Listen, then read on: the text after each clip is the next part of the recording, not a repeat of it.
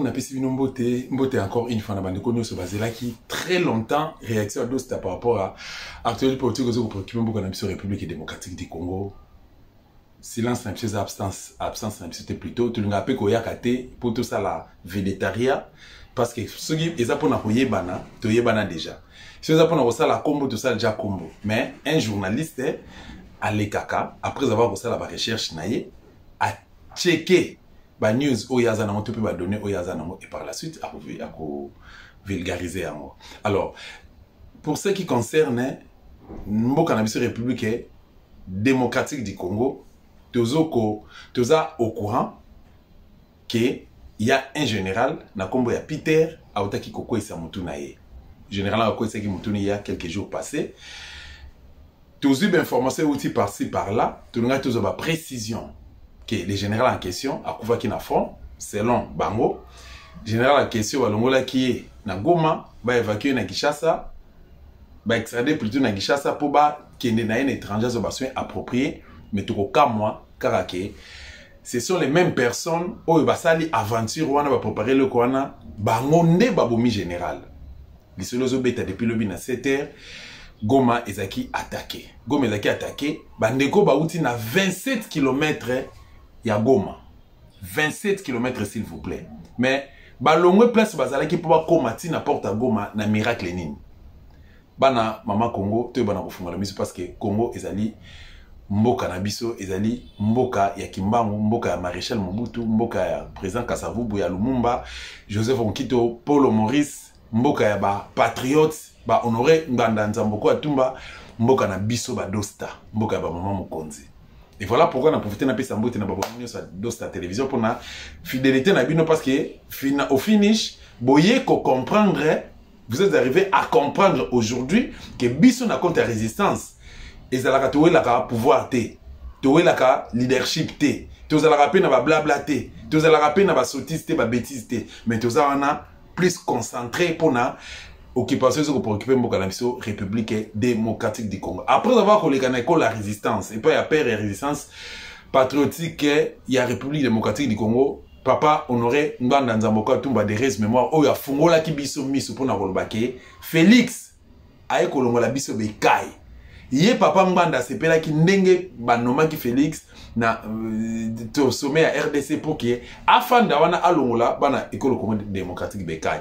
Aujourd'hui c'est tout le monde au azali flatté peut convaincu que papa mbanda fit un prophète. Tout ce que papa mbanda disait est qui vrai et lelo ba retomber nango yango mais na ça la commentaire minité tous en a décidé un liwa il y a général Peter 6 mois quelque chose comme ça et puis de deux tu le bel cambo tu ça la commentaire kamoké na o Italie shit ya Goma est-ce que Goma est quoi est-ce que bitumbeza na Goma est-ce que ba attaquer de Goma ou comment. Alors ceux qui rejettent dans cette télévision et bon ici élément il y a papa honoré mbande si gazo ko dénoncer toi monsieur Félix a corrigé déjà rediviser en comme ça tu kozonga tu continuer émission na biso c'est parti. Abona lobila kibino nabi Félix akoya kofungola bino miso. Nzambe asali ke mwana wana ya po miso nini ba kayo ezaki na miso mabino ekwea. Mission Félix azena ngo ezali misato. Mission na ya liboso ezali ko blanchir occupation. Mission na ya mibale ezali ko endormir le peuple congolais pour que mission ya misato a légaliser l'occupation et la balkanisation du Congo. Bobo Sanate retenu 3 missions ce qui t'a stoppé à tenter lobby beaucoup mi rappeler que honoré Nganda Ebisaka Kazena 3 missions yango et accomplir rien. Nous devons stopper ce garçon. C'est notre fils, c'est notre frère, nous devons le stopper. Et c'est le colomoni moine ya yibi livré en dakwazo luka kende ko brader yango boko sauter likolo na ebo simbi ebo plaquer au sol. C'est ce que nous devons faire avec Félix. Nous devons le plaquer au sol. Pour que tu retires na maboko bato azo yaka ko aider. Maintenant, j'espère que ce langage là va disparaître. Pour bomoni que moto binozo luka bo aider azena idée ya ko te ba aider était. Azena na idée a aider ba nguna. Alors la seule solution biso to zenango to simbaye, to plaqué au sol. Voilà, merci papa Honoré Ngbanda pour la révélation au Salai Bisso sans arrêt, na bolingozaki na mo pour la patrie na yo, République démocratique du Congo. Un jour, cahier de charge na yo, et un jour, l'objectif na yo, biso, ba autotikali, ba letina na auto ko atteindre ngo. Voilà. Bana école Congo démocratique général Akoufi. Général Akoufi, ça me tamboli, général Azuma assassina fond, machin tout ça. Alliance Fleuve Congo, M23 babomi général, non. Ce qui est vrai et sûr, loi général et outil na Mongalema, loi général et outil na babenga onini. Ah, on a parlé présidentiel na Kinshasa, loi général et outil na palais de la nation. Ah, on a Kinshasa, ça a été commandité par Kinshasa, soit disant que général Azali traître, soit disant que oh, n'a pas voir mon sous-soutoyer quoi prendre que le général en question azwa qui ba menace, azwa qui pression na canal ya James Kabarebe que ACD général ACD do ba coopérer ndenga zo coopérer na ba généraux mosusu général wana aboyaki bon toloba général aza traître mais tout en étant général, tout en étant gouverneur ya Goma ezaki menacé ça que même ba koma ki même na sa rebelle koma même na sa kete mais tant ba bomi bitumbe na sake toloba trahison oya général oyo bande kwa IDPS bazoko dénoncer soit disant azaki traître ezaki parce que aboyaki ko se soumettre na ba ordre mal donné à Félix Rolbake non atika couloir ou encore c'est parce que aboyaki ko exécuter to ko obéir na ba proposition ou ko fléchir na ba proposition ya James Kabarebe. Parce que qu'on se le dise, armée na biso et na poche, il y a James Kabarebe. C'est James Kabarebe qui dirige notre armée aujourd'hui. Donc ceux qui le guerre comme une officielle, RDC Rwanda, nga nazali RDCien, naza patriote, adel nanga eganga ka mikolonio so pona mboko Congo. Mais toi bango qui nous toko bundana ba. Vous savez pourquoi?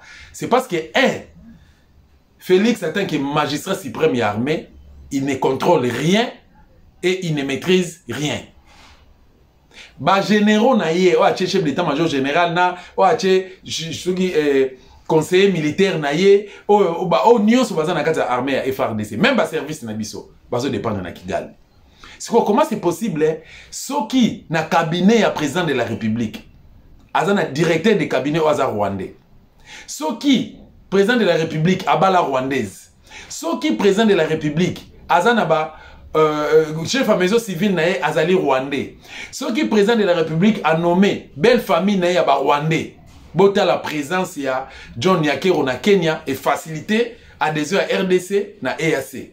Ça a été boutiqué, ça a été facilité par lui, mais c'est John Yakero. Ceux qui aux diplomatie ya RDC na Ghana au PC belle sœur na yo grande sœur ya moi c'est na yo Jeannette. Et à un moment donné, aussi armée à FARDC, au PC, ceux qui peut papa na bango, ceux qui peut papa qui na bango kabanda. Aussi, deuxième institution à Moka, au PC Mosa Malukonde, un autre Rwandais. Troisième institution à Moka, au PC Ango, Kamere, un autre Rwandais. Aussi, les sous gouvernement à Moka, au PC Ango, Madame Jeannette, soumis moi, si c'est soumis moi. Une autre Rwandaise. Si quoi, toujours c'est la résultat ni ceux qui les tous en bas contesté na Rwanda. Ceux qui tous en bas problème na Rwanda. Tokolingambo cannabis on a sentiment que non, je suis congolais, nous sommes des Congolais, soutenons notre pays parce que ceux tout ça les amoté pays ko kende machin tout ça non. Tokolingambo na conscience na biso tokolingambo selon ba imer na biso tokolingambo par rapport ba sentiment na biso tokolingambo de tout notre cœur parce que c'est la seule et l'unique patrie au nango. Alors tous un sacré devoir ya ko défendre yango mais ko to défendre on a hypocrisie so tous on imuke na sima Félix a comment na Somalie tandegeni et ça par rapport à ba deal à sala ki na Kanambe ba deal oh ya sala ki na Kanambe et comme c'est placé comme ça qui est mais c'est quoi les résultats Félix sima ko sala ba déclaration ebelé Félix a lobby ki na ko fana na Goma dia ko siéger na Goma ba congolais boko bisanga mon colonie au Félix a ko siéger na Goma Félix Alobi naza prena kufa afin que paix est comme une réalité na Goma. Ba ça les démonstration moko oyo ba takaka avion et puis baboma pilote baboma bagarde na même. Combien de promesses au Félix a salité? Mais na ba promesse nyonso ya sala tokende eza na secteur nini oyo et accroché que na RDC malelo tokolo ba que non Félix a poloba qui social et cause la stable to économie mboka et cause la stable to komata ou bien ou encore sécurité mboka et cause l'assurer mais surtout que à l'interne il y a l'insécurité oyo tozoko ko pesa ngo komboté na fongoli parenthèse pour na sala moi commentaire mukie na sujet à Constant Mutamba l'actuel ministre ya justice bandeko nyoso bo benganga oh nyoso bozo kumisa Constant Mutamba pananga bozo zelanga na répondre bino nini na isa bino nini na seja Constant Mutamba. Mutamba c'est un kabiliste. Mutamba a une mission bien précise plutôt. Alors bino ba oboyebité nani oyazalaki esika FCC cache kufa FCC cache kufa te. Ce qui FCC cache Koufa, présence à Mutamba, ba Mende, ba Bocha, bébé, et tant d'autres noms cités, na kati ya union sacrée. Ezalagani. Naningo, onanango o alobaki ke Azara Soubert alonga na Congo, to Azara Soubert azana gouvernement. Il y a un gouvernement parallèle na gouvernement o bazubino bozomo na misu. Baza représenté par contre pas Batumususu. Mutamba représente Joseph Kabila, Hippolyte Kanambe. Alors, Mutamba a eu décision. Il y a aucune prison. Kobimisa. Bato nyon so bazana ba dossier. Abimisa ba kuluna. Abimisa ba kuluna na tongo. Na butu ba kuluna wana baki coopérer. Le même Mutamba. Azaki organisateur à carnage au Salima na prison centrale à Makala. Où Félix avait tué les gens. Ba maman bazaka violé na pavillon 9. Ba nani ba violara ba maman. Banani babomangi batu na prison, banani babukai ba porte à prison. Et c'est la mutu à Constant Mutamba. Constant Mutamba s'est décidé aujourd'hui au Kanga Bakuluna Nyonso. Nous sommes d'accord avec lui. Mais Yakoboma Bakuluna. Là, on ne sera pas d'accord. Naye. Zwa Bakuluna Kanga Bango, Sambisa Bango. Oh, Nyonso bomoni ke azana charge. Bo chargé, bo kateli peine naye. Sur a sali 10 ans en prison, 20 ans en prison, on s'en fout de lui. Pourquoi? Parce que a mérité yango. Mais qu'on soit moutou ko exécuter moutou pendant que vous êtes incapable de kokangaba oba oyi baba million. Kuluna ana pona tata na fonctionnaire, bofuta ka été. Mususu tata na soda, mususu aza orphelin militaire, bobengana bango na camp. Maman na koma osala kindumba, bande kona basi ba koma osala kindumba, passe leki asimi machette abimi kuluna. Or soki bofuta ki bango salaire ya tata na bango soki bimaka. Soki bofuta ki bango mbongo ya retraite ya tata na bango, mbongo ya pension ya tata na bango. Vous voyez garçon na koma kuluna. Akuma na balabala manda ko traquer bato. Et puis bokangi parce que yena ko traquer mutu pour poizo téléphone. Téléphone est en valeur ni. Abote le mutu 20 000 francs, 30 000 francs, même 100 $. Mais na bateau bazo yiba millions de dollars. Caméra yiba ceux qui 150 millions de dollars. Caméra beaucoup comme c'est président de l'Assemblée nationale. Beaucoup comme c'est président de l'Assemblée nationale.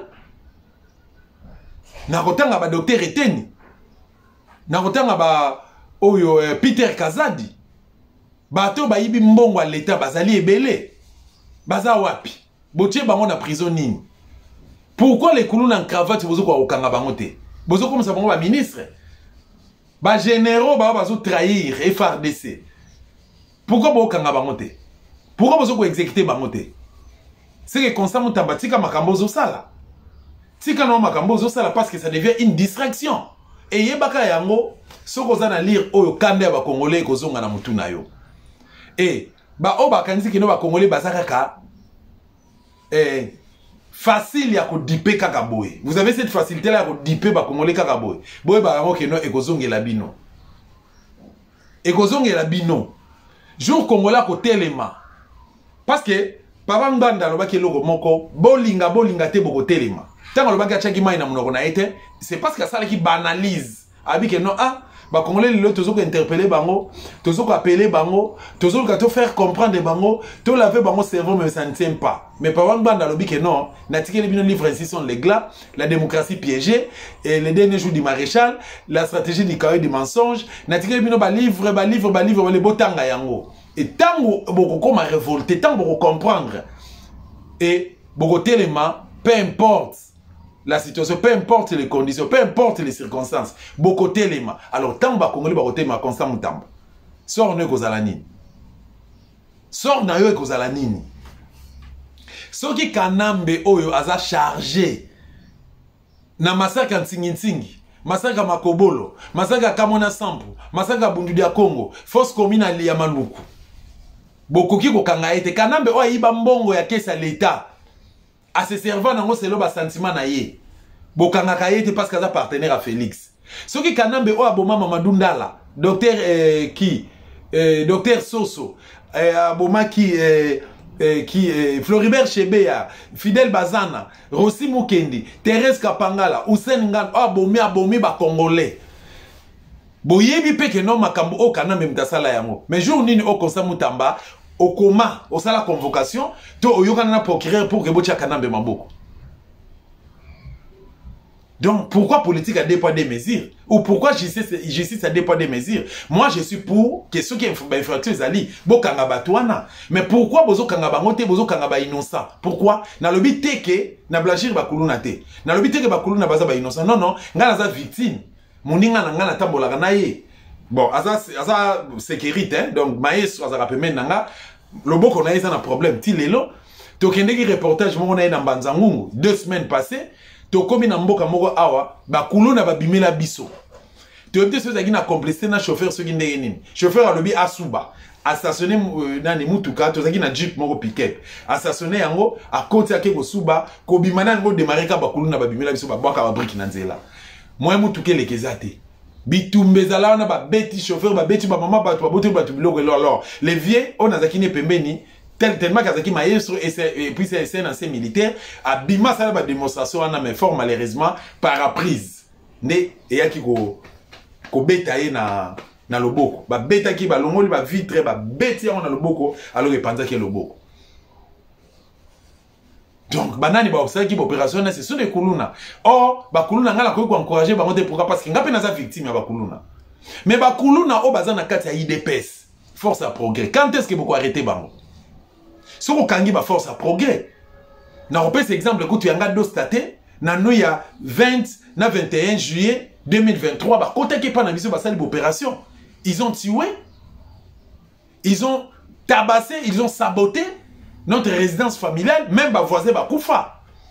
Et Moutounio Saïbi, et d'ailleurs, ils ont la MONUSCO, ils ont la Union européenne, ils ont à niveau international déjà. Ngana kosambarande naza plainte na déposé contre Kanambe ndenge moko pe contre Kanambe Kanyama et Kalev na général Tango Fort ndenge moko pe na kosambaka na Félix soki bino bozo la légère ça va se concrétiser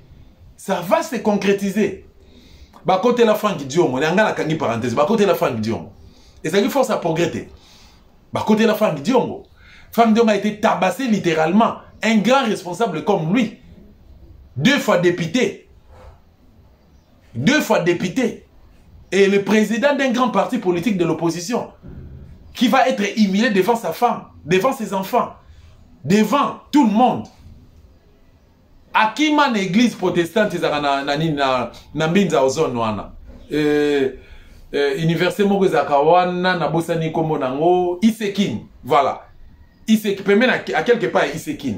Aki manke ko bomba na kati ba kota na kati ya église force à progrès ba tia moto na église ba tumba église Franck Dion amoni moyen ta bi que non pasteur aza innocent ba ndimbaza ba innocent nazonga na ndako ake ko se rendre pas na bango boyebi bino so ba vidéo ya mo bomona yango nous sommes dans quel pays quand est-ce que Constant Mutamba ko kanga bango ba kenda na parler du peuple ba menacer parler du peuple ba sala ki voyo ba panza ba vitre wana za kuluna te et Constant Mutamba pona ya monika ke no bano bazana balabala o bazangelo kwa rolia pona kozanga pona manque de réflexe baké ko yiba bozo bango bo rééduquer bango pourquoi il faut boboma bango bango nde baza peut-être utile boktindi bango na armée botinda bango na armée bazo même formation accélérée bola ta bango tendi botinda bango na front du moins na France balongi bitumba wana et bazozo ba salaire na bango balongi bitumba wana peut-être ba kozala pe ba héros et pourquoi pas donc ça fait très mal côté la Mambole Galambo la République démocratique du Congo ça fait vraiment mal alors tout l'élément Oyo Félix Asalaka interview à Félix il y a décembre 2023 période électorale, Théo Kamakam Oya Lobaki, na micro ya Christian Lou Sakwen. C'est parti. Il n'y avait aucun problème. Monsieur Kagame Nde Ayeko Baby Sama Solo, et c'est lui le problème. Il est un problème à la fois pour nous Congolais, mais aussi pour son propre peuple. Les lots sont tous les élections à Solo, na Rwanda. A reçoit même pas 1%. Solution Zanini, Potosuki. Alongwa. Solution, mais Biso Potosuki Kimia. Oui, Alongwa, parce qu'il embête la région. Biso Potosuki C'est un problème pour le Burundi, c'est un problème pour l'Ouganda, il est un problème pour la RDC. Je pense même pour la maman, il y a Tanzanie, à Zarapema, maman Moko, il y a une maman très sage et tout ça. Peut-être à Linga Koloba Mingité, mais surtout, on a tout mon lien à Loba. N'a sur Koloba, pas un problème pour nous. C'est un problème pour la région. Je ne cache pas, je ne mâche pas mes mots. Pour nous, pour notre paix, qu'est-ce qu'on doit faire? Il faut lui faire la guerre. Et je l'ai dit. Je le redis ici. Je vous le dis parce que j'avais réservé. J'ai fait une interview ce matin avec une chaîne étrangère. Je n'ai pas voulu le dire. Je l'ai dit. J'ai réservé la primeur au peuple congolais, à Tchangou tout à l'heure, et je le dis à la première chaîne congolaise ici, chez vous. Merci. À la moindre escarmouche, des rigolos que vous avez vus s'exprimer à Nairobi, la moindre escarmouche, lisez sur mes lèvres. Je vais réunir les deux chambres en congrès, comme me le recommande la Constitution, et je vais leur demander l'autorisation de déclarer la guerre au Rwanda. Je le dis et je pèse mes mots, parce que je suis même prêt à cela. Et aujourd'hui, on n'a même pas besoin d'envoyer des troupes au sol au Rwanda. De chez nous, nous pouvons atteindre Kigali. Pourquoi seulement maintenant, pas hier? Parce que j'en ai marre. Et je vous dis pourquoi. Les Américains ont haussé le ton. Ils ont commencé à faire semblant de respecter. Donc, retirer leur armée, parce qu'ils niaient d'être sur le sol congolais. Ils ont commencé à retirer leur armée. Laissant le M23, qui pour moi est toujours leur armée, mais bon, peu importe. Comme ils avaient le couteau à la gorge par la pression américaine, qu'est-ce qu'ils font? Ils inventent cette parodie d'opposition. L'Alliance du fleuve Congo. C'est Charlot qu'on a vu à Nairobi, pour repositionner le M23. Donc vous comprenez que j'avais eu toujours raison de dire je ne parlerai jamais au M23. Parce que je sais que ce sont des pantins que Kigali place et déplace comme il veut. S'il faut parler, c'est avec Kigali. Pour lui dire, tu sors de chez moi, on n'en parle plus. Mais pas avec ces pantins-là, pour nous ridiculiser. Je ne le ferai jamais, je le redis encore aujourd'hui. Donc, qu'est-ce qu'ils font?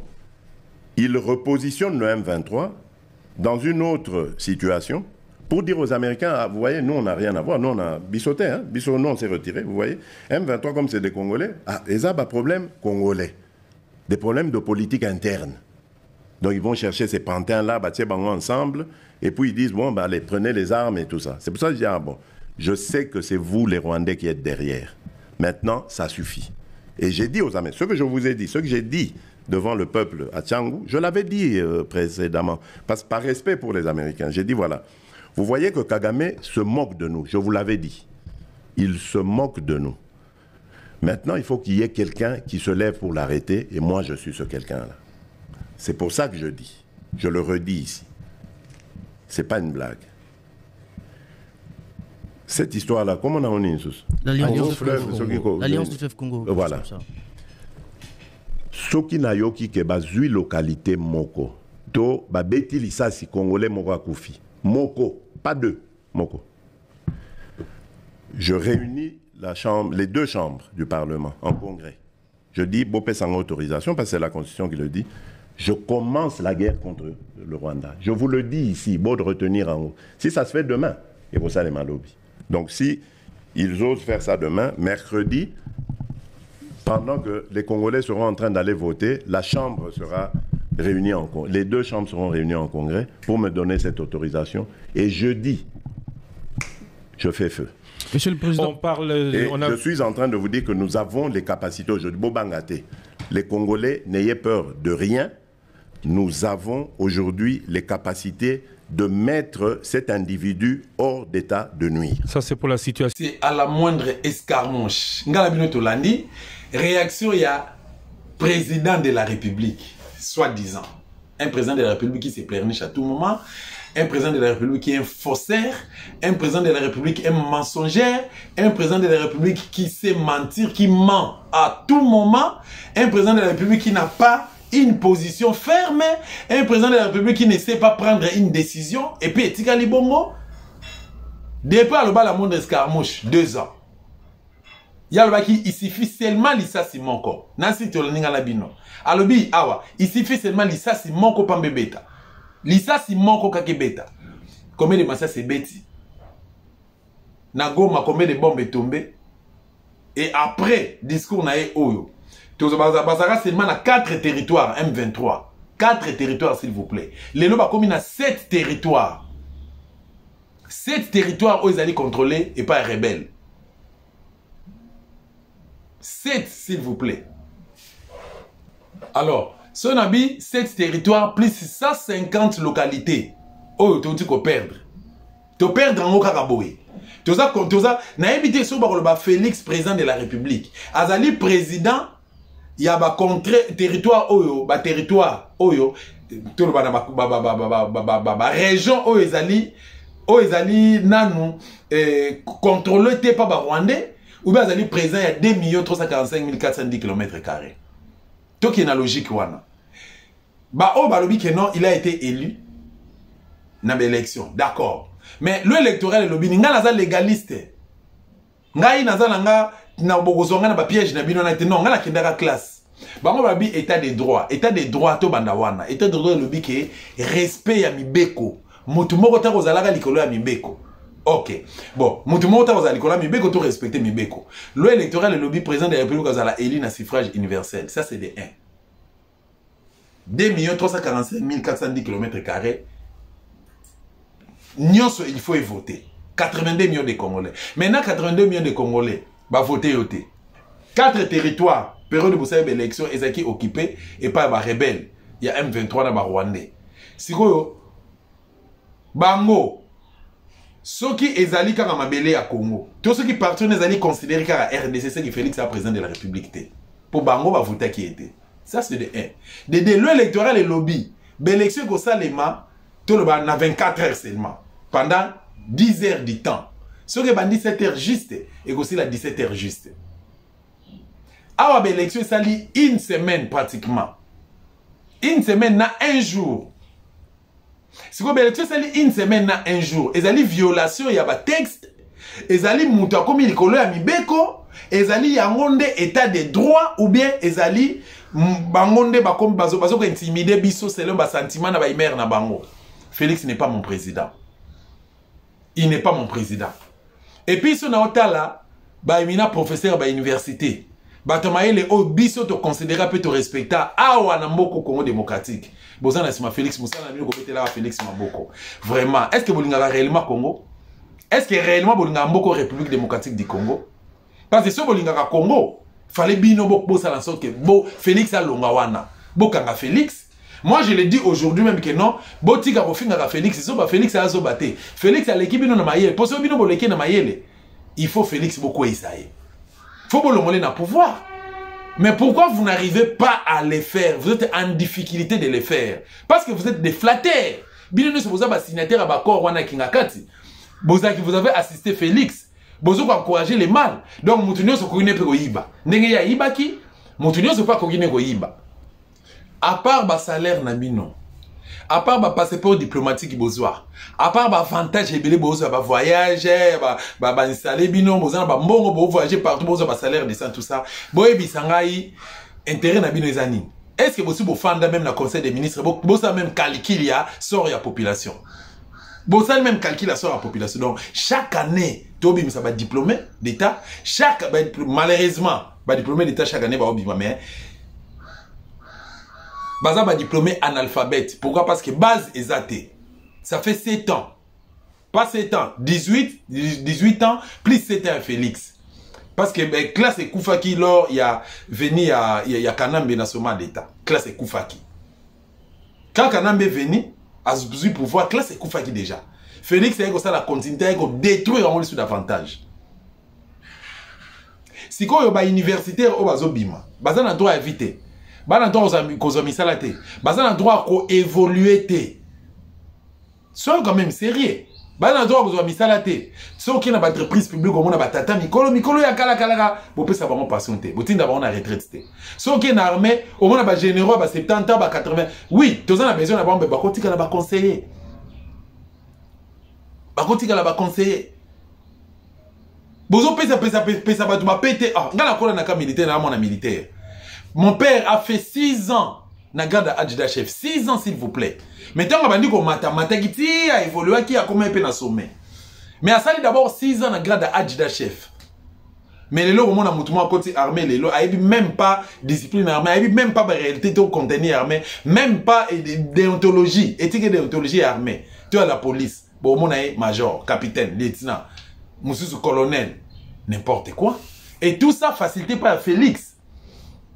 Ordonnance présidentielle la nommé. Ordonnance présidentielle la nommé. La plupart baza bakadogo. Ba monsieur baza ba sanzete awa. Ba force à progrès. Alati bango tenue militaire et puis ils sont là.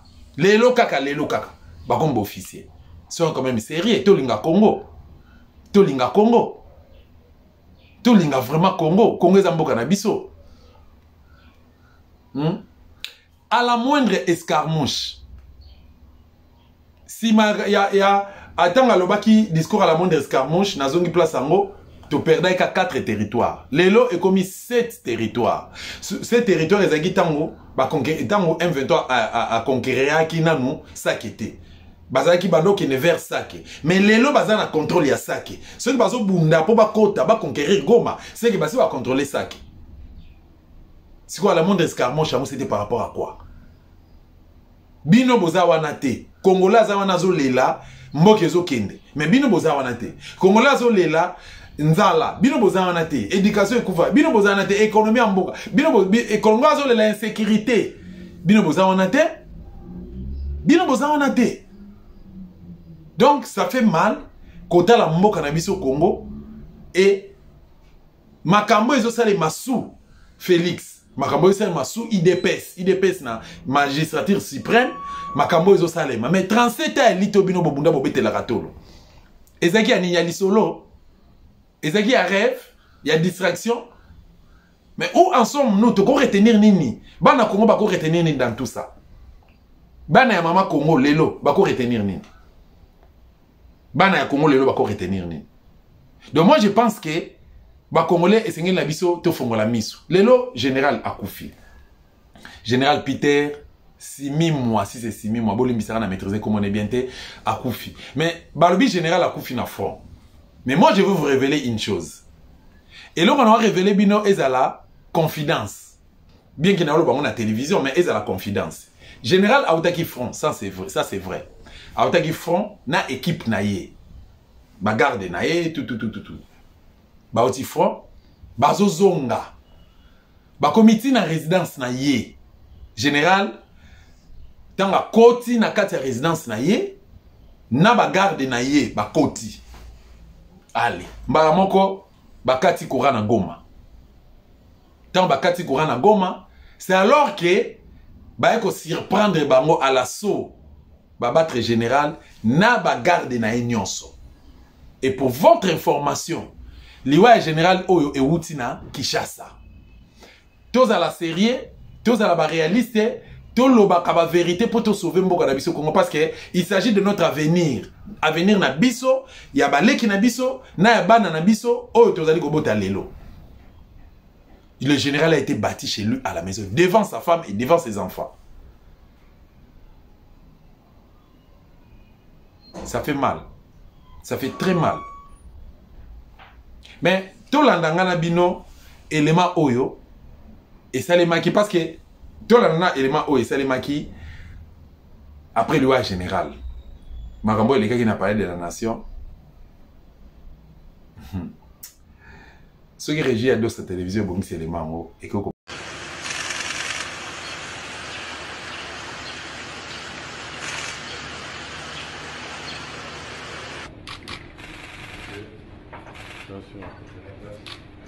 Cette réunion a porté sur un seul point, la situation qui prévaut actuellement dans la partie orientale de notre pays, surtout au Nord Kivu et surtout dans les environs de Goma. Le commandant suprême a donné des instructions fermes pour que l'ennemi qui est en train de nous attaquer, pour que l'agresseur soit traqué jusque dans son dernier retranchement, qu'il soit repoussé loin de Goma et poursuivi jusqu'à récupérer l'ensemble du territoire national qu'il occupe.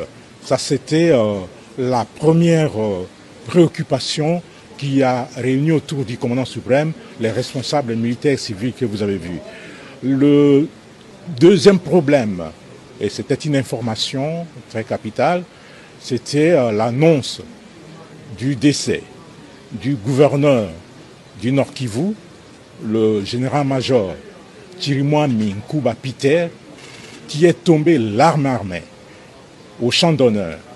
Il a été blessé, on l'a évacué et tout a été fait pour qu'il arrive à Kinshasa et que l'enchemine pour des soins appropriés à l'extérieur du pays. Mais malheureusement, il a succombé de ses blessures. Voilà l'essentiel de tout cela et les honneurs lui seront rendus lors des obsèques nationales qui seront organisées ici à Kinshasa. Le message que je voudrais adresser aux militaires des forces armées et à tous les défenseurs de la République, et particulièrement aux vaillants combattants Wazalendo VDP, est celui-ci. La meilleure façon de venger le général Chirimwami est de repousser ces agresseurs et de récupérer toutes les localités qu'ils occupent aujourd'hui. C'est un devoir, c'est une obligation, et cette obligation est patriotique.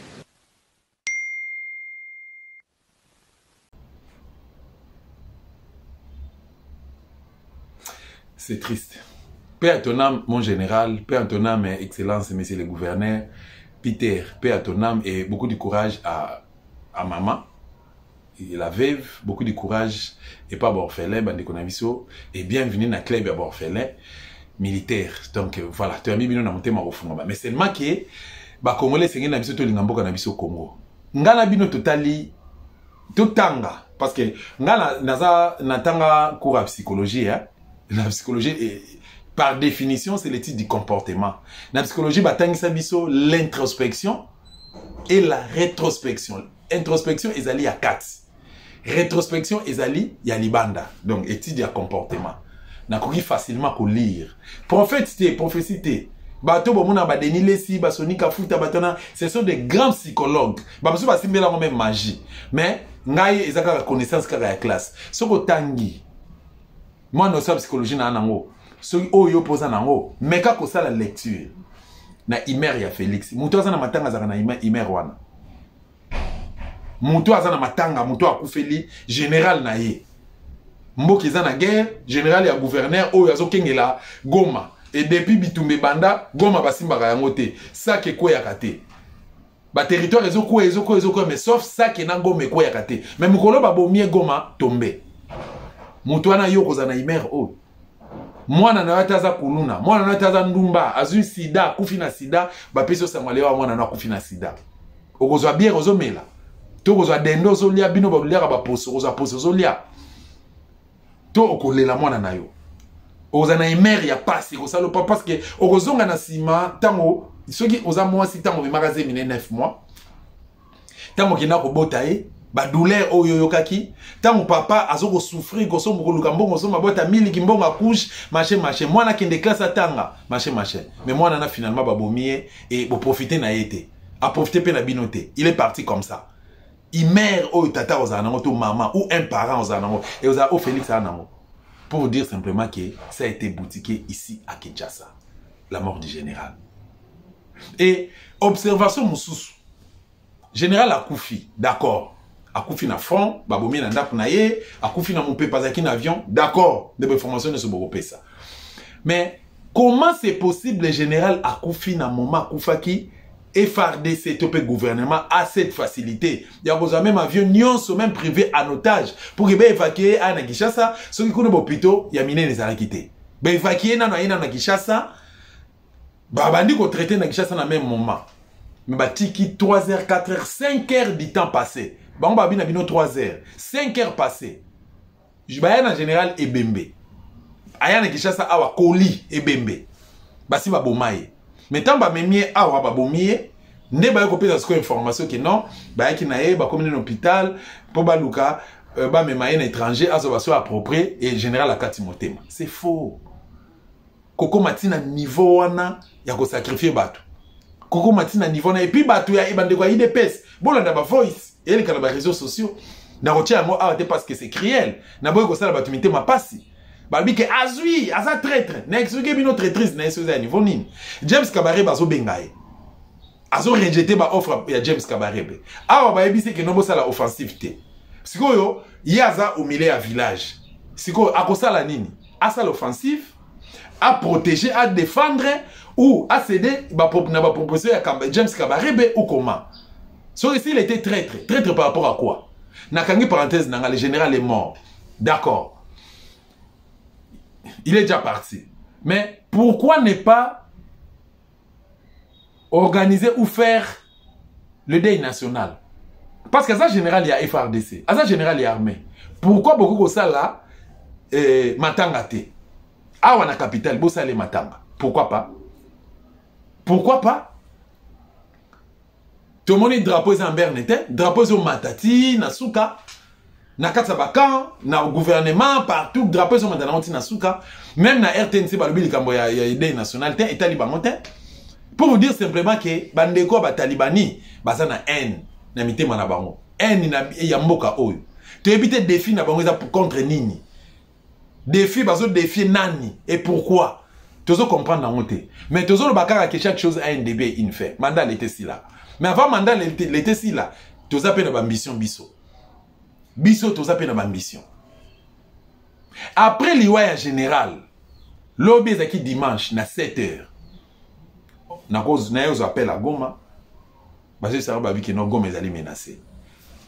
Mais Goma est tombé té. Wana na soloba na signé. Goma est allé nous tomber té. Mais Goma est déjà menacé parce que Bitumba, bon, pas Bitumba mais attaque est déjà na frontière. Donc on a entré na frontière ya Goma. Gomez a tombé. Mais dans une interview, il y a militaire Moko, militaire mi balé mi sato ya FRDC, oyo, ils ont les gadgets dans les réseaux sociaux, tout le monde a contenu nango. On a lancé un commentaire après, Régia de cette télévision et moi qui l'a vu et les mawana, ceux qui évoluent déjà. C'est parti. Biso basoda gouvernement, lequel est l'esca qui mama el silibiso, E23 kotiti na Goma.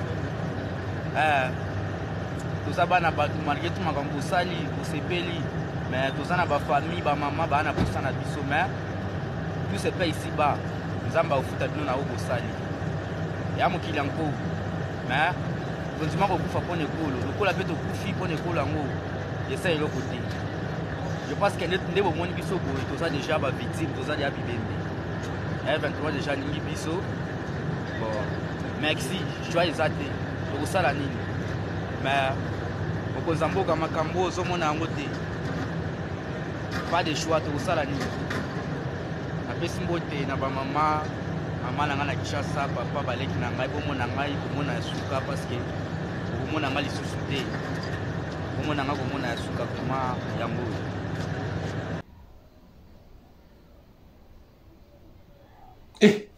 nzambe nanga nga na mona soda basoda balapaka ndai makila na nga pona ekolo makila na biso pona ekolo biso tokowa pona ekolo oyo ekoya eya tina boyokaka oyo ekoya eya elingi koloba ke armée ezali na badiscipline ya solo na kati armée ezali organisée armée ezali gouvernisée armée ezali na baservice mpona armée mpona sécurité ya mboka mpe mpona kimia boboto bondeko bozala malamu bosala mosala bozali nango mpona révolution lelo Félix akoloba en tant que garant de la nation ya tiaka maele na armée nini ceux qui soda oyo azope sa déjà maman na ye ba parents ne au revoir. Au revoir. Parce que Goma est menacé, ba encercler Goma, te yebite ceux qui te robima.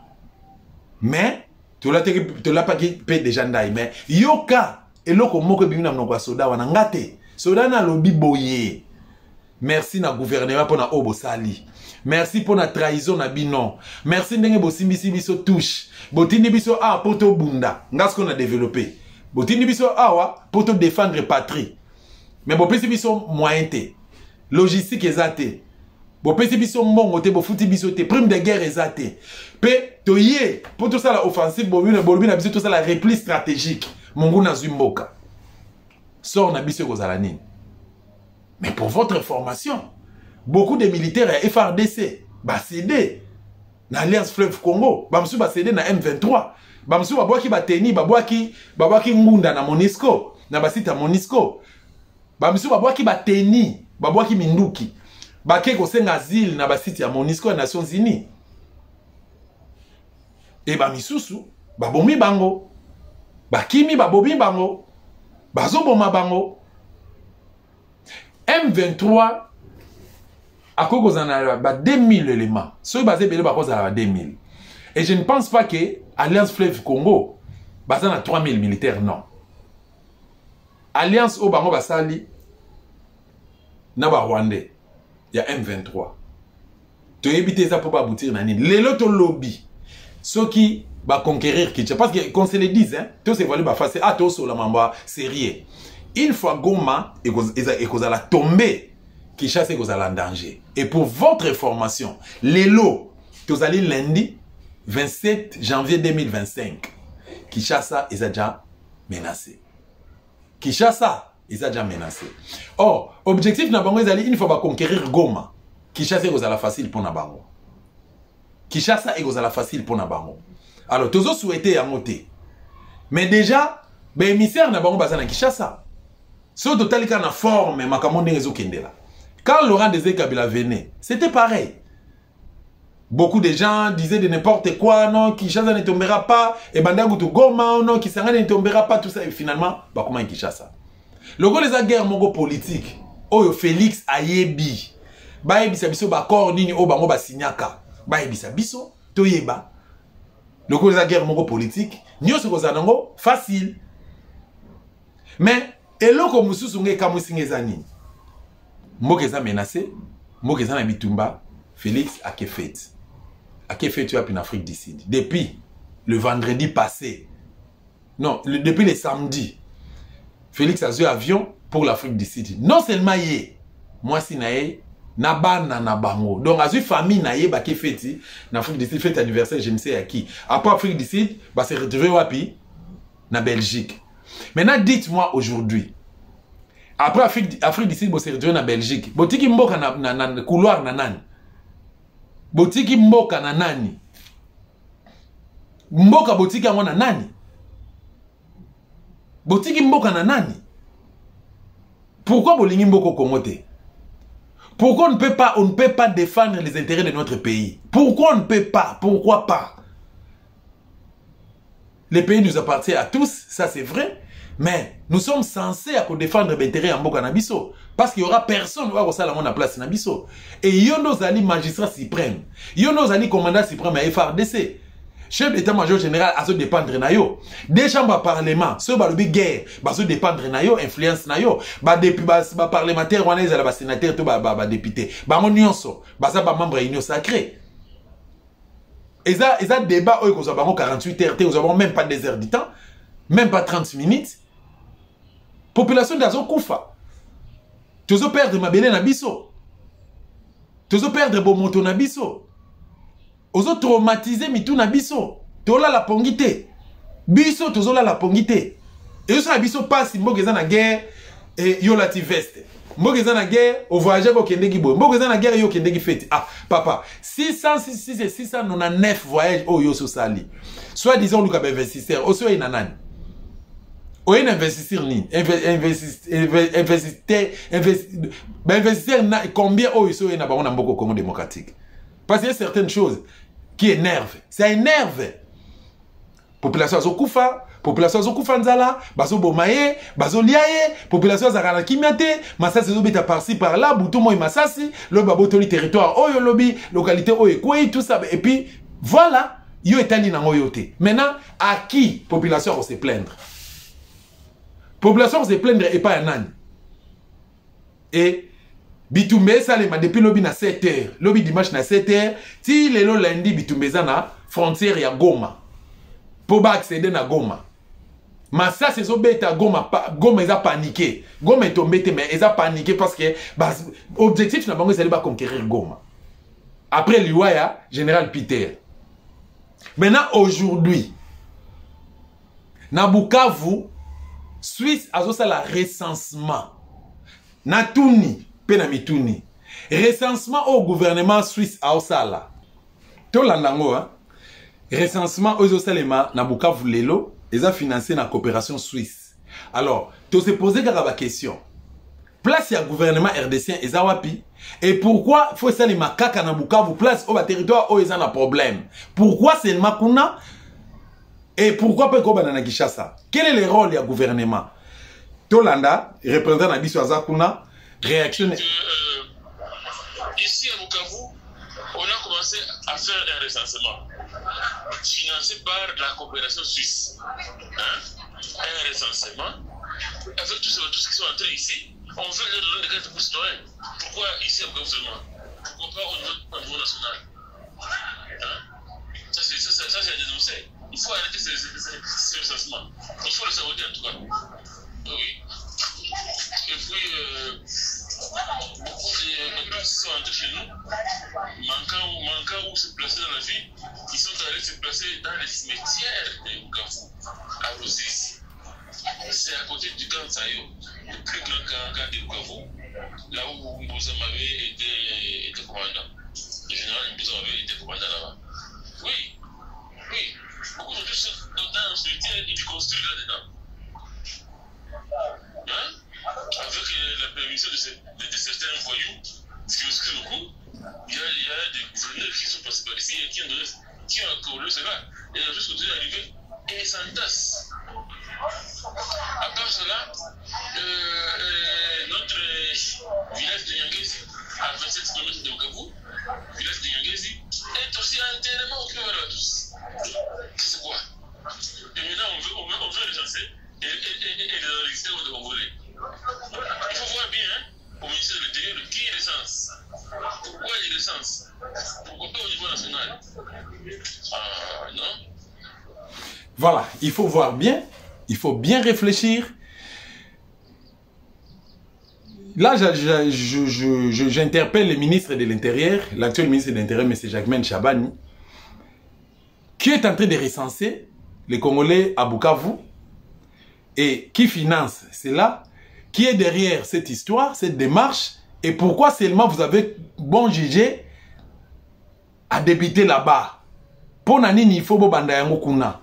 Pourquoi pas faire banda et ça à niveau national? Pourquoi pas faire banda na Kinshasa, siège à l'institution? Et bandi ah wa boy pese impulsion ba mo ke kuna. Pourquoi vous préférez bo ke na on a est bo banda on a est kuna et ce que territoire ba problème ça?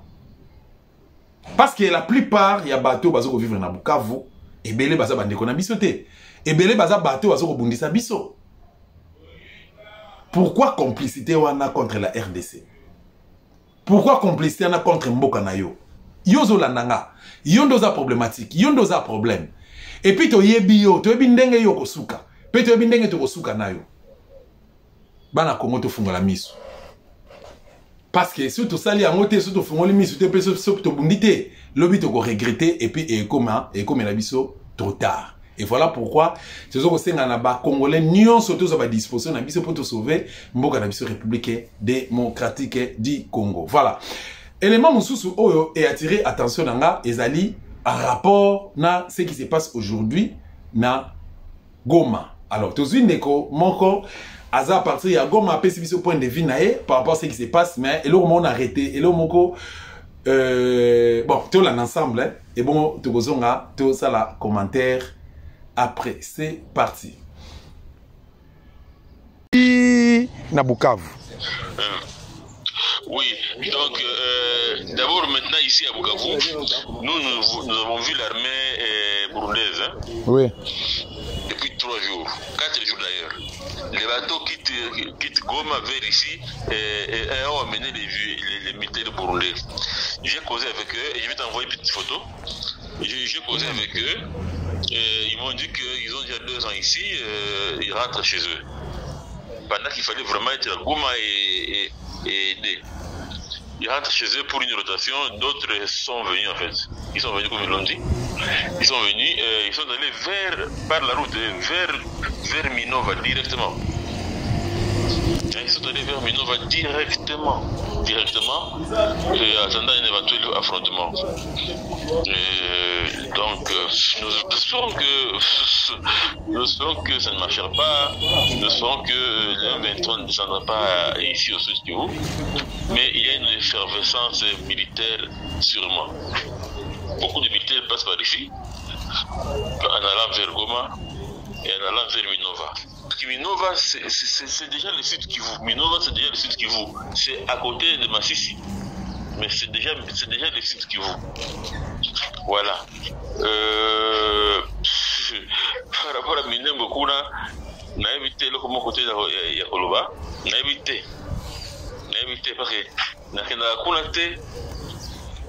c'est très loin. Et puis c'est dans les montagnes. Et vous avez quelle information? Information nous en envoie à Minembo Lelo. Donc non seulement Minembo, tout retourne à Minembo Massissi, Rutshuru, Kiwanja et autres. On s'est tué. Bon, côté Massissi kuna naïbi Massissi naïbi bien. Naïbi Kiwanja kuna bien. Bon, il y a du flou là-bas. Il y a des endroits où l'armée congolaise a récupéré avec les Wazalendo. Il y a aussi l'endroit où les M23 sont, où les M23 se trouvent. Il y en a. Donc il y a un partage de localités. Et l'armée congolaise et les Wazalendo peuvent récupérer d'autres localités d'un moment à l'autre. D'un moment à l'autre, chaque localité peut tomber petitement. Oui, oui. Mais il y a une détermination du côté Rwanda. Ils ont une détermination. Ils pensent qu'ils vont annexer l'Est du pays, ou le rendre indépendant. Nous devons lutter pour que ça ne soit pas ainsi. Ça, c'est notre pays, nous sommes souverains, nous devons être souverains. Et Kinshasa doit nous aider. Il doit prendre ses responsabilités. Parce que l'armée, non, tous ces officiers-là, tous ces généraux-là, il faut encore vérifier qui est le vrai général, qui est issu de quoi là, de mixage, de brassage, des faux généraux là, attachés au Rwanda. Je pense que nous devons réformer cette armée en menant des vrais généraux, des vrais colonels, des vrais officiers qui peuvent tenir des fronts. Oui, voilà ce que je peux dire. Et ce qui s'est passé, bon, ce qui se passe actuellement à Goma, les Congolais vont retenir Nini.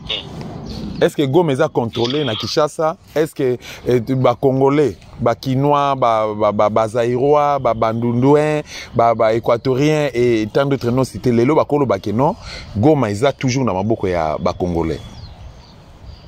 Oui, il est toujours dans les Congolais. Il est toujours dans les Congolais, oui, oui. Et les tirs se trouvent plus loin.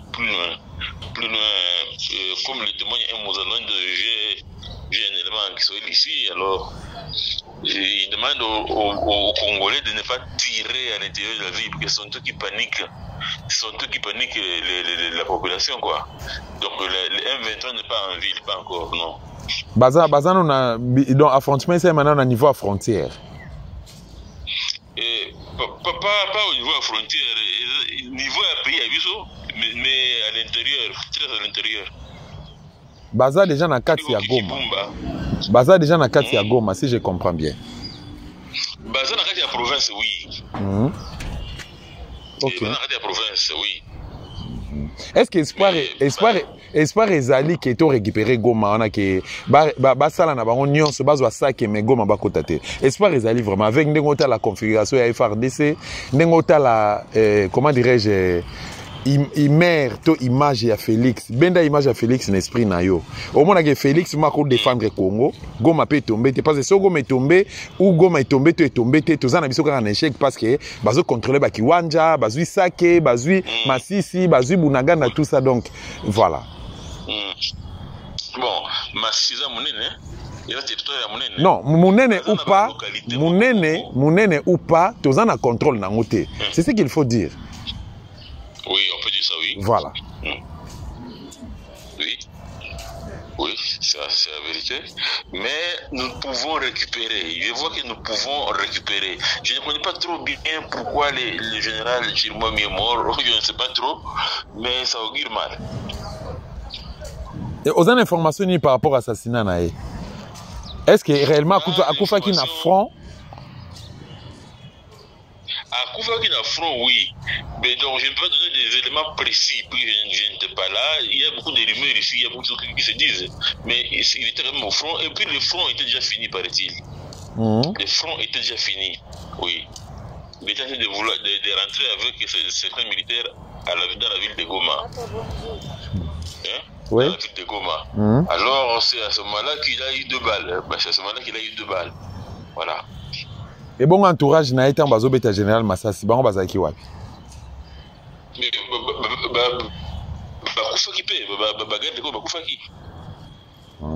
Mais comment expliquer et puis Kobeta général Massassi ezalaki bazali doté babarani ba M23 non il paraît que c'est interne là, c'est interne.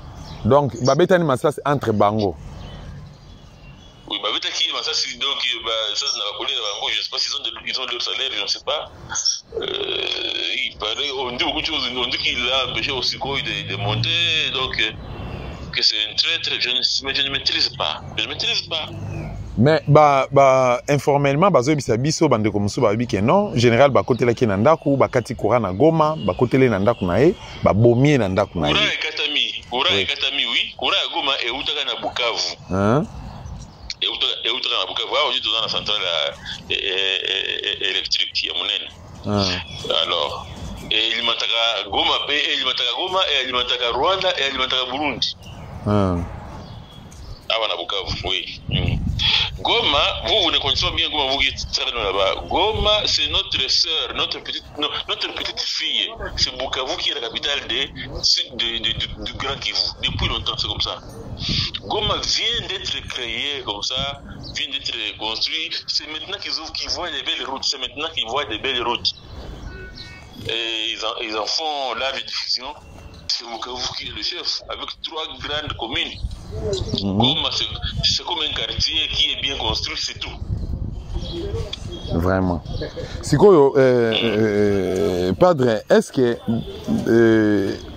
Ndengozomona FRDC, est-ce que na configuration FRDC basoda na biso lelo bazana makasi ya kobunda pe ba récupérer Goma ba TPP ba créer PP éternel na partie est à Mboka. En tout cas, bazana makasi yango wana bazana yango. Mais ni les autres ça là qui au territoire X et quoi. La motivation de la part des autorités politiques. Oui, bazana makasi oui. Toujours quand nous bazana il paraîtrait la population. Mais si quoi hors des autres na Kinshasa que non basa l'offensive té ba attaquer té basa la repli stratégique tout ça na éviter ozomona ngonde yeni. Bon, je ne suis même pas sûr que Kinshasa les empêche d'avancer, Kinshasa empêche Oxyco de monter. Ça, je ne peux pas savoir dire. Ça, je ne peux pas savoir dire. Mais il faut qu'il Félix dise la vérité aux Congolais.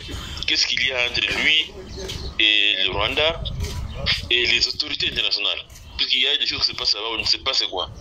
Donc, en conclusion, non, le problème, ce n'est pas les militaires de la RDC. Le problème, ce n'est pas la population de l'Est, mais le vrai problème, c'est Félix lui-même. C'est ce qu'on peut retenir. Le vrai problème, moi, je dis que c'est Kinshasa. C'est Kinshasa. Non, quand vous parlez de Kinshasa, il y a un premier citoyen, il y a un citoyen qui engage Kinshasa, qui engage toute la République. Oui, donc le gouvernement, voilà. Le gouvernement qui est dirigé par Félix. C'est ça. Oui. Ok. Oui. Merci beaucoup pour votre disponibilité. Merci pour les éléments. Voilà. eza facilité mais eza pe impossibilité pour na libérer totalement mboka na biso République démocratique du Congo. Papa Ngbanda asengaki na bino eloko moko. Bo kata accordo bozana mona ba leader politique. Bo bima na kata ba parti politique. Relation bozana mona ba parti politique na ba leader politique yango nde likambo. Yango nde tumbu. Ba relation oyo bozana mona ba parti politique. Ba relation bozana mona ba leader politique. Eza moment propice yango yo ya kokata yango pourquoi parce que ba leader politique baza ba missionnaire baza ba traître la plupart parmi bango baza ba faussaires ils sont dans les faux faut kokata ba coordonner bo bima na kata ba parti politique bon région de résistance parce que solution eza kana résistance sans la révolution sans une révolution forte to aussi ça makambo haute alors papa Ngbanda lobaki loko moko ya sepeli loko la Félix Azaki aza nommé na sommet de l'État. Alors, il faut eza loko la mwana moka yibi buka lupango. Si ma kotanga ba mission na emisatu, yako illégaliser occupation, yako protéger occupant, ya misatu ezali ko endormir le peuple congolais pour na procéder na balkanisation buka na biso. Le pays est en train d'être balkanisé. Alors, eza loko la mwana moka yibi buka lupango parmi bana nyonso ya libota. Il faut qu'on landaye, qu'on kangaye, qu'on botele d'abord buka lupango et puis qu'on plaquer au sol. Qui est ce moi là c'est Félix. Moi na Tshisekedi. Il faut les plaquer au sol. Qu'on plaquer au sol, qu'on botele buka lupango. Et ça ba langage codé, nasi tout baza éveillé. Ils ont cette facilité là pour décoder, c'est ce que je suis en train de dire là. C'est pour l'intérêt de notre pays. Ceux qui ont télémité pour te sauver Congo, il y aura personne à ça là on a place na biso. Prenons tout notre temps. Il y a qu'à observer, il y a qu'à analyser. Naloba qui on est bandé, Félix, en 2019, le 25 janvier, a prêté serment l'élo. Lobby le 26, na salle l'émission, na salle débat contradictoire. Félix a quoi bisanga comment yé, azan a diplôme d'état té, azan expérience politique té, azan a expérience maturité politique té, azan expérience professionnelle té. Félix ne comprend rien, ne connaît rien et ne maîtrise rien. Comment il peut accepter d'être nommé pendant l'élection et puis comment il va procéder, comment il va diriger le pays? Batebele ba finganga. Na kenda na sala ba démarche na comment même ba lettre na présidence. Ngane tout ça la débat contradictoire na RTNC. Félix akima yango. Mais au jour d'aujourd'hui, 7 ans après, mon nana ofanda pas ça la bila Félix. Bila Félix Ezani. C'est tout le bateau basé le plan sécuritaire. Félix, président de la République, guerre zongi, il y a M23 zongi. 5 ans après, bah reconquérir 4 territoires. 2 ans après, donc deuxième mandat na yango. 2 ans après, donc tout le 7 ans après, bah conquérir 7 territoires. Lelo, ceux qui go mekoi, bah tokotanga ba territoire. Tant bazangi na 4 territoires, tant bazangi na 6 territoires, 115 localités, 150 localités. Le to compter combien de localités? Toujours souhaité à ce que Goma quoi était mais ce peut Goma au balo non Goma ne tombera pas mais ce qu'on territoire au Koyana bon reprend au camp na miracle ni tout ça là quand même sérieux tout ça la série tout l'ingamboka na biso Congo solution ezali na soulèvement populaire congolais soit conscience peu importe place aux alliés na contrat et c'est lui qui va problème ezali mais botika likambo les cas inapercité et les cas inapercité. Éthique à la paix impunité. On doit chasser les politiciens collaborants, à commencer par Félix lui-même. Moi, Tshisekedi, c'est un traître, c'est lui le traître national. C'est lui le problème. Par rapport à ce que j'ai retenu plutôt auprès invité Nabiso au Azana Goma, il y a Mnabukavu plutôt, à tout à point de vue, ainsi Bolandi va dire naïe, les problèmes c'est Félix. Félix doit dire la vérité aux Congolais, aïe ça va Congolais, dit nin oya signa na Rwanda, ba yokanara ni na ba impérialiste pour un problème à Congo. Et lui il s'en fout de nous. Il s'en fout de nous. Mais tant yo mbokezo kende, ole yo, au préparer ba armée, au protéger mboka, au bengana munguna, yo Yohana Ozobeta Tolo, Boulantoul, Félix Boulantoul. Oh non, rien ne m'empêchera pour qu'il y ait Simba Constitution. Ok, d'accord, Simba Constitution. Constitution qui empêche pour qu'il y ait Bundelamboka. Constitution des autres empêche au Tinda Basodoba qui est au Bengana M23, toi Alliance Fleuve Congo. Constitution des empêche pour qu'on défende les intérêts en Boka. Économie en Boka par terre. Mais Félix lui-même, il gagne 2 76 000 $ les mois. Le président le mieux payé du monde, c'est Félix Tshisekedi. 2 76 000 $. 2 76 000 $, il y a Ophélia, il y a gratification, il y a intérêt, chaque jour, il y a voyage, il y a par-ci, par-là, il y a porte à carrière. Combien il y a de trésor public pour que Félix a voyagé? Nous disons non na pouvoir au Bukangalunzo, na pouvoir au occupation. Nous disons non na pouvoir à Félix. Nous disons non na pouvoir au continuité à Kabila. Toujours avant Kabila est égal après Kabila. Tu le dis non. Félix, soko landinga lelo, je te demande de déposer sans condition ta démission. Car la RDC ne t'appartient pas. Tous nous avons des ambitions. Mais tu dis matin que nombo cannabis était kama pendant que toi tu es là. Était kama na ba manigance oyo ko sala. Nous ne sommes pas des idiots. Qu'on dit pas biso parce que tu as accepté à monter. Et voilà pourquoi j'en appelle aux Congolais, tous en conscience, tous sauver l'intérêt en Boka-Nabissi République démocratique du Congo. Nazo conclure pour dire ceci. Papa Honoré Ngbanda Nzamboko Atumba, après ça biso lycée moko, pas lycée mais à ça la biso anecdote moko au eleka en 1982. Mon ba tombé, mon ba menacé. À lobby Redo qui a mon ba bengiye na 2h du matin que chef awa rebelle assez à Koti, à CG biso alors tous en danger. ABC papa Ngbanda son tour ABC ça langa rapport technique nazo zongelao. A 4 téléphone a bengi Mobutu, président de la République. A expliqué Mobutu na 2h du matin tel sur ça boy. Mobutu a signé rapport technique. A 4 téléphone Mobutu à son tour a bengi Kikunda. À cette époque-là, c'est lui qui était le chef d'état-major général. Mobutu a instruit Zoba Mirage, Zoba Nini, Kita na moba na yoga sango. Azongeli Ngbanda lobi ke non na pesi ordre tout va aller mieux. Et na 8h30, babandi ko attaquer Batouana basukoli kotana nyoso de 3h30 à 8h30 makambo sila. To yoka le soute ke non bitumba moba toteka le suko yoka yango te. Alors papa Ngbanda pesi en tant qu'expérimenté maître, to professeur ou génie à domaine wana. Alobi ke basalaka alerte ceux qui pays ezali menacé. Mais ceux qui armée étrangère et foulé ma colonna mboka na bino. Basalaka sous alerte te babundaka. Batele makapuna kobunda. Alors biso depuis awa M23 azo violé ba maman na biso, azo violé ba ndeko na biso basi, bana na biso, na ba bébé à 2 mois to benga na français ba nouveau né. Azo violé ba maman à 3e âge qui veut dire ba koko. Koko tambola te wa simba nzete. Ba rebelle bazo violé bango. Ezani bazo travailler biso psychologiquement, bazo traumatiser mitu na biso. Bazo violer ba minéré na comment voler ba minéré na biso bazo ko balkaniser mboka na biso. Félix est là mais c'est la moindre escamoche. Lui il trouve ça normal tellement que classe atanga ki bien té azana maîtrise le côté azo comprendre pe le côté. Alors biso pe bino baluba bolingi bo skizenga na tangi baluba nyoso te mais baluba wana bataliba wana bino na talibani bolingi to kota na kata salle na bino bokoza biso te. Et voilà pourquoi na bing na ba congolais totalement pour te sauver Mboka-Nabissi République démocratique du Congo à travers un soulèvement populaire. Merci Nabino Nyonso Oyo. Bon, peut sa confiance en Dosta Télévision. La chaîne est la seule et l'unique chaîne de la résistance. Bon, continuez à s'abonner massivement. Bon, continuez à faire confiance. Tous en bas. Si j'ai ébélé, auto-partager dans mes collègues Zokoya, si ma recherche toujours ça là. Kakapoto, c'est bien. Merci encore une fois. Ingeta.